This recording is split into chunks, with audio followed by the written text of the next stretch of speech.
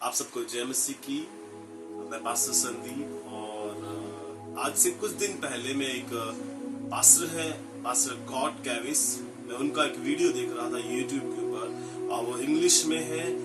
और जब मैं उस वीडियो को देख रहा था, प्रभु ने मेरा अगुवाई किया कि मैं उस वीडियो को हिंदी में बनाऊं। और ये एक समस्या है हमारे विश्वासी लोगों के जीवन में। और ये जो वीडियो था ये म्यूजिक के ऊपर था और मैंने अपने मसीह जीवन के अंदर इस बात को देखा है कि हमारे बहुत से भाई लोग आज इस बात के अंदर फंसे हुए हैं।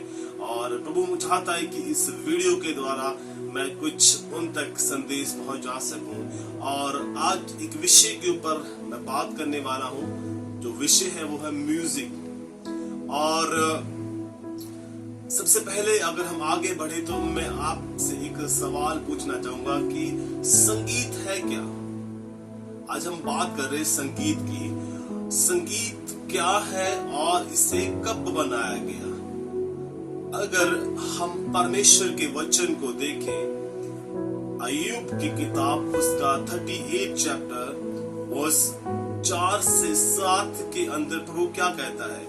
मैं आपको फिर से अपने सवाल को दोहरा दूंगा कि संगीत क्या है और इसे कब बनाया गया है। और प्रभु का वचन इस प्रकार से कहता है कि जब मैंने पृथ्वी की नींव डाली तब तू कहां था। यदि तू समझदार हो तो उत्तर दे, उसकी नाप किसने ठहराई, क्या तू जानता है इस पर किसने सूद खींचा। उसकी नींव कौन सी वस्तु पर रखी गई, वो किसने उसके कोने के पत्थर बिठाया। जबकि भोर के तारे एक संग आनंद से गाते थे और परमेश्वर के सब पुत्र जय जयकार करते थे। हमारा जो सवाल था कि संगीत क्या है और इसे कब बनाया गया। जब हम परमेश्वर के वचन को देखते हैं अय्यूब की किताब के अंदर, प्रभु का वचन हमें बड़े साफ शब्दों में बताता है कि जो म्यूजिक है, जो संगीत है, वो पृथ्वी के बनाने से भी पहले बनाया गया।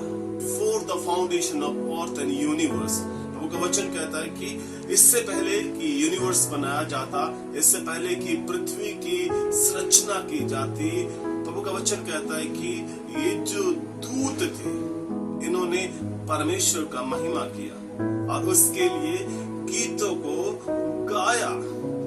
और प्रियो, मैं आपको एक बताना चाहता हूं, एक बहुत ही विशेष बात जो हम लोगों को सीखना है वो ये है कि संगीत जो है वो एक ऐसा चीज है जो पृथ्वी के ऊपर नहीं बनाया गया है।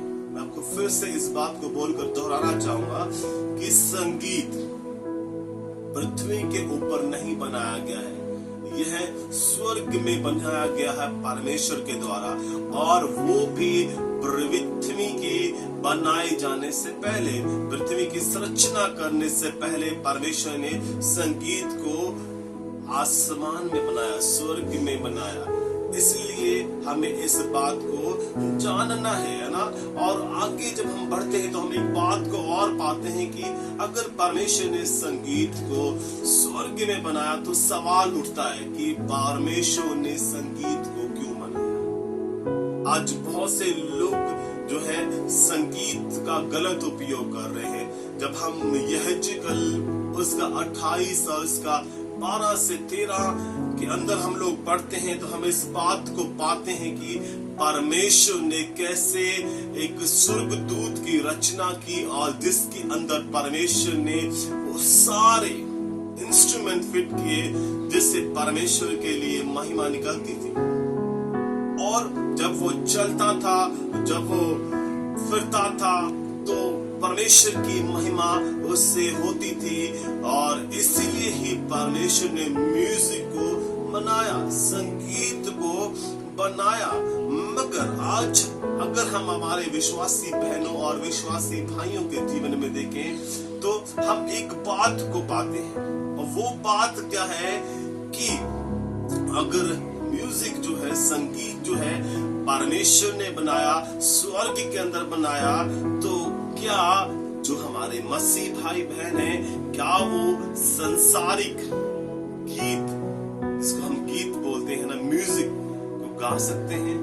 क्या वो संसारिक म्यूजिक जो है वो सुन सकते हैं अगर मैं दूसरी भाषा में बोलूं, या फिर उन गीतों को गा सकते हैं? ये एक बहुत बड़ा प्रश्न है हमारे विश्वासी भाई बहनों के जीवन के अंदर ना। और प्रश्न को फिर से मैं एक बार दोहराना चाहूंगा कि क्या मसीह लोग संसारिक गीतों को, संसारिक म्यूजिक को गा सकते हैं और उसको सुन सकते हैं? आज ये एक बहुत बड़ी चुनौती है विश्वासी भाई लोगों के जीवन के अंदर और बहनों के अंदर, क्योंकि बहुत से विश्वासी लोग इस बात के अंदर आज फंसे हुए हैं ना। इसलिए हमें इस बात को सावधान रहना है कि हम अपने कानों में क्या घुसने देते हैं और क्या हमारे जीवन के अंदर जा रहा है। क्योंकि प्रियो देखिए, म्यूजिक जो है वो परमेश्वर ने स्वर्ग में बनाया, किसके लिए बनाया? अपनी आराधना करने के लिए, ना कि किसी और बात के लिए, है ना। तो इसलिए जब परमेश्वर ने म्यूजिक को, संगीत को अपनी आराधना के लिए बनाया है, तो हमें उसको और किसी चीज के लिए इस्तेमाल नहीं करना है।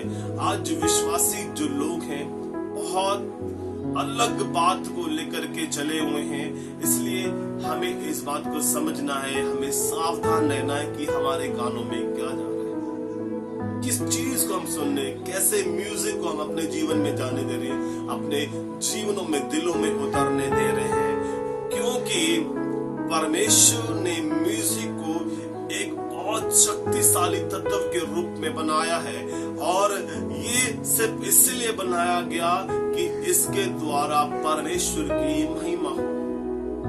मगर आजकल विश्वासी लोग क्या हैं, वो उल्टे चल रहे हैं, वो म्यूजिक का इस्तेमाल गलत रीति से कर रहे हैं। क्योंकि परमेश्वर ने एक ऐसी चीज बनाई जिसके द्वारा परमेश्वर अपनी महिमा करवाना चाहता था, मगर दुनिया के जो लोग हैं वो एक अलग रास्ते पे हैं, वो परमेश्वर के बनाई हुई चीज का गलत उपयोग कर रहे हैं। अगर मैं कहूं तो शैतान आज जो क्या है, म्यूजिक को और संगीत को एक गलत हथियार बना करके परमेश्वर के विरुद्ध यूज कर रहा है, वो भी विश्वासी लोगों के जीवन के द्वारा। और विश्वासी लोग इस बात को सीख नहीं रहे हैं, समझ नहीं रहे हैं, क्योंकि मैंने आपको बताया कि म्यूजिक जो है वो आकाश के अंदर बनाया गया, पृथ्वी पे नहीं बनाया गया। और म्यूजिक जो था उसका एक डिजाइन था, उसका और की कॉन्सेप्ट था, वो इसलिए बनाया गया था ताकि उसके द्वारा परमेश्वर की महिमा हो, और कोई कॉन्सेप्ट नहीं। अब क्या होता है, अगर हम म्यूजिक को, संगीत को इसके विपरीत यूज करते हैं, दूसरे शब्दों में कहूं तो परमेश्वर की आराधना के विपरीत यूज करते हैं, तो हम परमेश्वर के कॉन्सेप्ट के विरुद्ध जाते हैं, हम परमेश्वर के बनाए हुए उस मॉडल के विरुद्ध जाते हैं जो परमेश्वर ने आराधना के लिए बनाया था।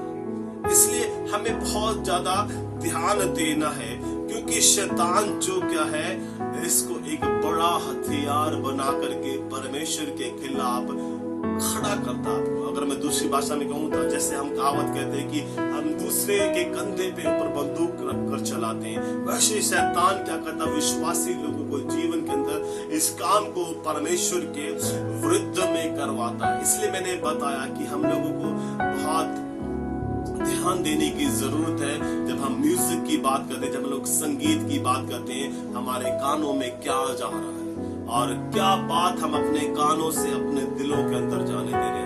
अगर दूसरी भाषा में कहूँ ना, जैसे मैंने एक पहले सवाल किया था, क्या मसीह लोग गीतों को गा और सुन सकते हैं? देखिए, जब हम किसी भी गीत को गाते हैं, उसकी धुन को गाते हैं या उसके लिरिक्स को गाते हैं, उसके अंतरों को गाते हैं, हम उसको वो महिमा देते हैं। फॉर एग्जाम्पल, अगर हम दुनियावी संगीत को गाते हैं, उनके लिरिक्स को गाते हैं, तो हम वो महिमा परमेश्वर को नहीं दे रहे हैं, हम वो महिमा किसी और को दे रहे हैं, चाहे वो कोई भी है ना, हम उसको वो महिमा दे रहे हैं बकाए परमेश्वर के। मगर जब हम परमेश्वर के गीतों को गाते हैं, उसके लिरिक्स को गाते हैं, हम वो महिमा परमेश्वर को देते हैं। इसलिए हमें शैतान को इसके प्रति हथियार बनाने नहीं देना है। कई बार इसलिए अब आज के दिनों में अगर हम देखें तो हमारे जीवनों में क्या है, हम पूरा सप्ताह, विश्वासी लोग जो है पूरा सप्ताह दुनियावी गीत सुनते हैं, दुनियावी गीत उनके मुंह से निकलते वो गाते हैं, और फिर जब वो रविवार को चर्च जाते हैं वो सोचते हैं कि परमेश्वर उनके जीवन में कार्य करेगा, परमेश्वर उनके जीवन को बदलेगा। प्रियो, ऐसा नहीं हो सकता। आप पूरा सप्ताह अपने मुंह के द्वारा किसी और का महिमा किए हैं, किसी और को आपने इस महिमा दिया है। आपने पूरे सप्ताह दुनियावी चीजों को अपने अंदर जाने दिया है, दुनियावी बातों को अपने अंदर जाने दिया है, और अब आप सोचते हैं कि रविवार के दिन जब आप चर्च में जाएंगे तो परमेश्वर आपको आशीष देगा। मैं ऐसे लोगों के विषय में कहना चाहूंगा, ये लोग जब चर्च जाते हैं इनके हाथ भी नहीं उठते परमेश्वर की महिमा के लिए, इनकी आंखों से कभी आंसू भी नहीं आते परमेश्वर की महिमा के लिए, क्योंकि ये पूरा सप्ताह दुनियावी संगीत के अंदर, म्यूजिक के अंदर ये अपने आप को घुसाए रखते हैं। इसलिए हमें आज अपने जीवन में देखने की जरूरत है। प्रभु का वचन भी कहता है मत्ती के अंदर 6:24 के अंदर कि कोई भी व्यक्ति 2 स्वामियों की सेवा नहीं कर सकता। अगर मैं इस वीडियो को बना रहा हूं तो बहुत से लोगों के पास सवाल होंगे ना, और बहुत से लोग अपने आप को बहुत बुद्धिमान भी समझेंगे और कहेंगे अरे ये बात सही नहीं है। मगर प्रभु का वचन इस प्रकार से कहता है कि हम 2 स्वामियों की सेवा नहीं कर सकते। चाहे तो हम शैतान की सेवा कर सकते हैं या फिर हम परमेश्वर की सेवा कर सकते हैं। हम अपने गीतों के द्वारा या तो परमेश्वर को महिमा दे सकते हैं या फिर शैतान को महिमा दे सकते हैं। हम अपने गीतों को सुनने के द्वारा या तो परमेश्वर को महिमा दे सकते हैं या फिर शैतान को महिमा दे सकते हैं। तो हम लोगों को इस बात को सीखना है, हमें इस बात को जानना है कि म्यूजिक क्या है, म्यूजिक का उपयोग कैसे करना है, संगीत का उपयोग कैसे करना है, तो सही क्या है। प्रभु का वचन कहता है यूहन्ना 4:24 के अंदर कि परमेश्वर आत्मा है और अवश्य है कि उसकी आराधना करने वाले आत्मा और सच्चाई से उसकी आराधना करें, आत्मा और सच्चाई से।